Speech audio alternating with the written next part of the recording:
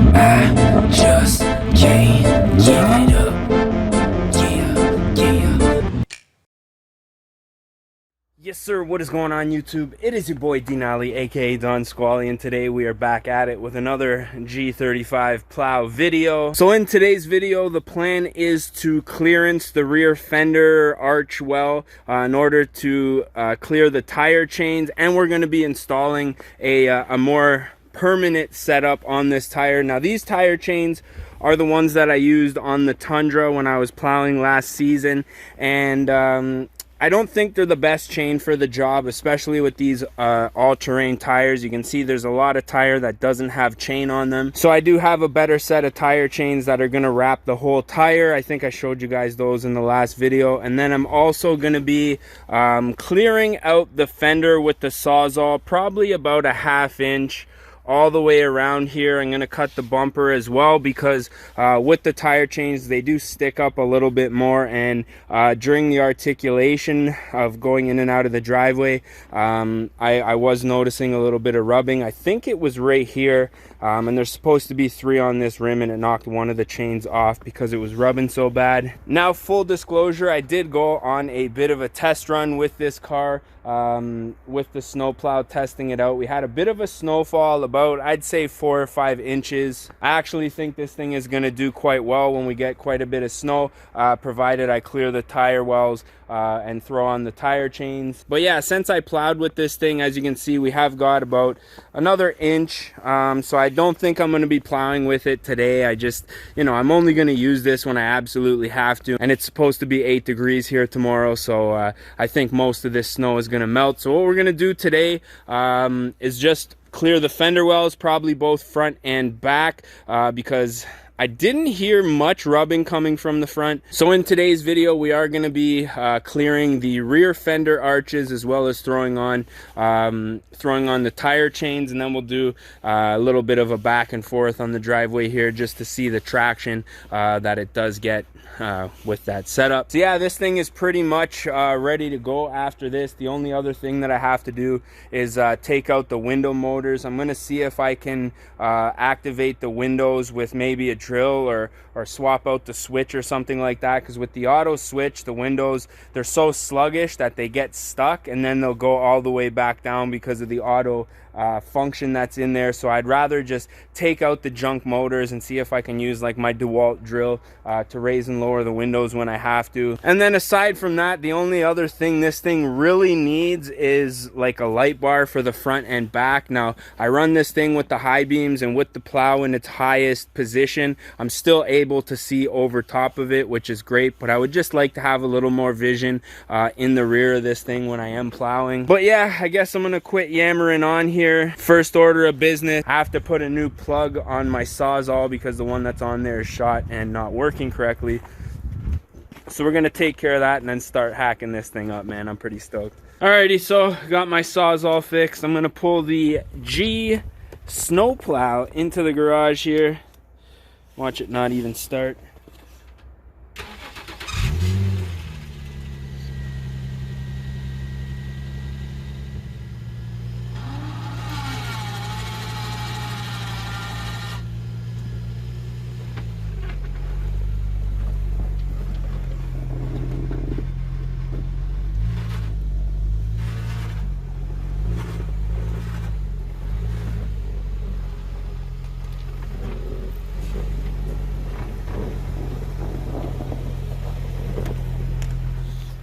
Alright, well, the Tundra was in the way, so I couldn't get it in the garage, but I think it's a nice enough day outside. So what I'm going to do is just work out here. I'm going to jack the car up just a little bit. I'm going to trace my line, and then I'm going to start cutting, and once I get my cut done, then I'm going to go ahead and throw the my tire chains that are actually good on here, and then see what we're looking like as far as clearance. Alrighty, so I figured what I'm going to do is just follow this body line all the way around.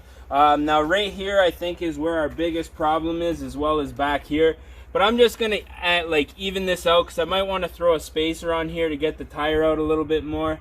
So yeah, I got my Sawzall all set up. So I'm just going to go ahead and start hacking away here, man. I just got to watch out. Actually, you know what? we're not going to be able to go all the way to this line. Looks like just below it, I think, is where we're going to be, because there is material up here and I don't want to have to weld any seams together or anything like that. So I'll just start cutting away.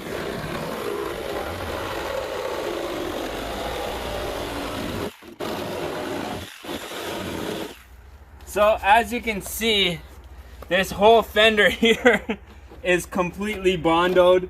It looks like this whole fender was actually like smashed in right here, but it appears as though here you can see there's probably about an 1/8 inch worth of bondo there. But I'm not too worried about that. Actually, I'm not worried about it at all. All I want to be able to do is drive this thing without these tire chains tearing off as I'm plowing the driveway here. So I'm gonna throw this in the trash, straighten out my blade a little bit here. It's taking a beating. And then start going at her again.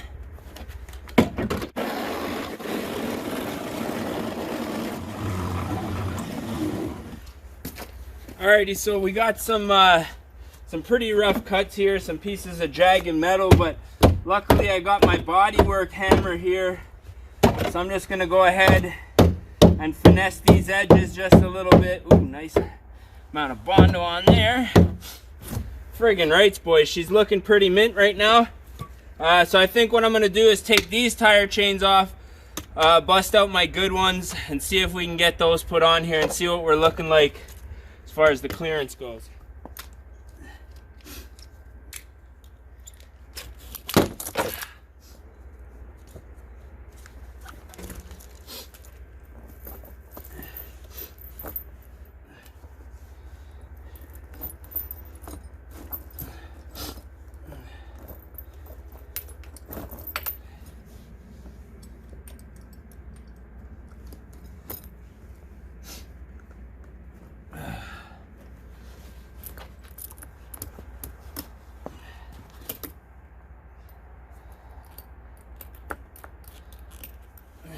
Alrighty, so first tire chain is on.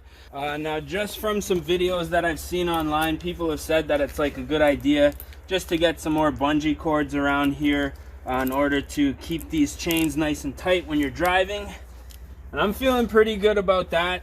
It looks like we got plenty of space for clearance on either side. The only thing left to do that's really bugging me here, we're just gonna go ahead and take care of this bondo work right here. It's a little bit wet. That's okay. It's the plow rig, bro. Snow's melting into your paint. Who cares, bro? It's the plow rig, sonny. She's mint. Let's do the other side. Alrighty, so just lowered the passenger side down on the ground, and I don't think we're gonna have any issues with clearance now. Like I say, the biggest problem I think was over here. We were rubbing a lot on the side skirt there, and then over here on the back bumper, I think I saw a little bit of rubbing there, but so far so good. I'm gonna go ahead, do the same to the other side, and I think that should be a wrap for that, man. I'm pretty pumped to see this thing in motion. Well, forgot to turn the camera on for this side, but we got the Weekend Warrior special on this side as well.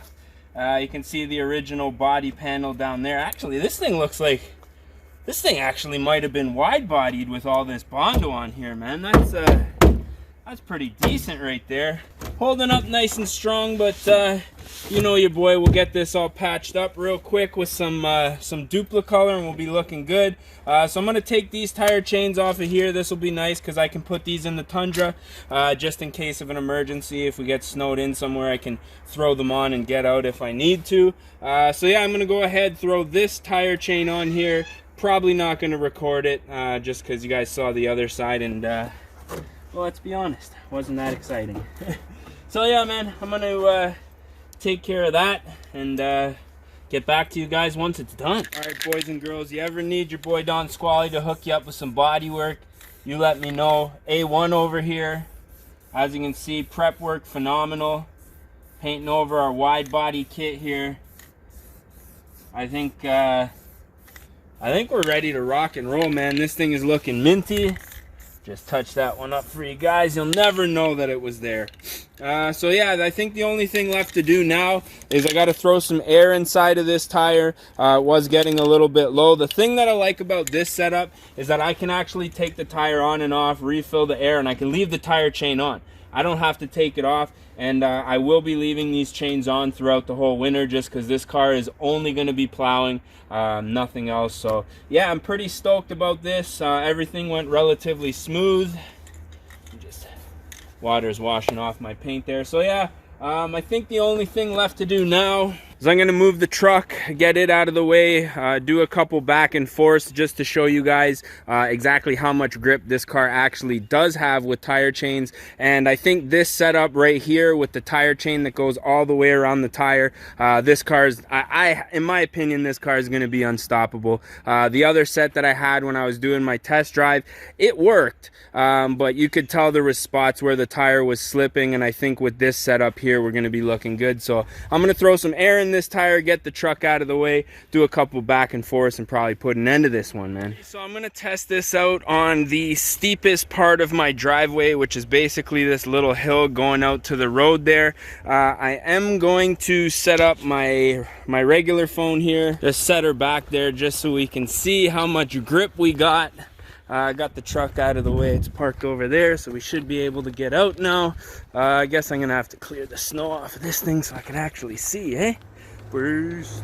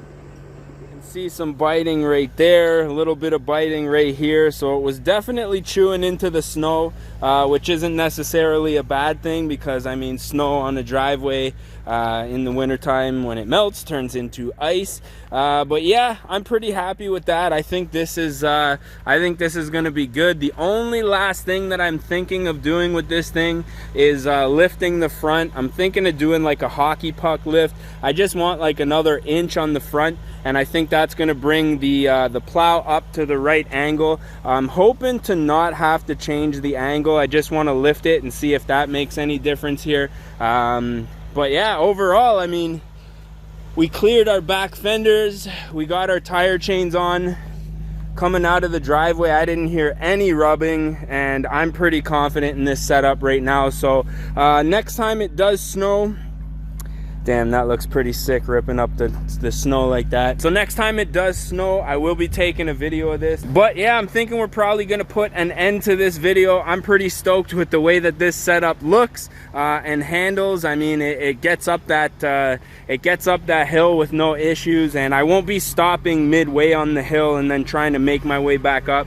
I usually plow right out onto either the ditch on that side or the ditch on my side of the road, and then back my way in with a little bit of speed. But she's looking crispy there, boys. I'm liking it. So yeah, if you guys did enjoy this one, don't forget to smash that like button. If you guys want to see more and you're not subscribed yet, definitely do so. This build's come a long way in just a couple of weeks. Some love it, some hate it, but you can't deny this thing's hilarious, man. So with that being said, I'm your boy Denali, aka Don Squally. We're gonna catch y'all mofos at the next one, man. Peace.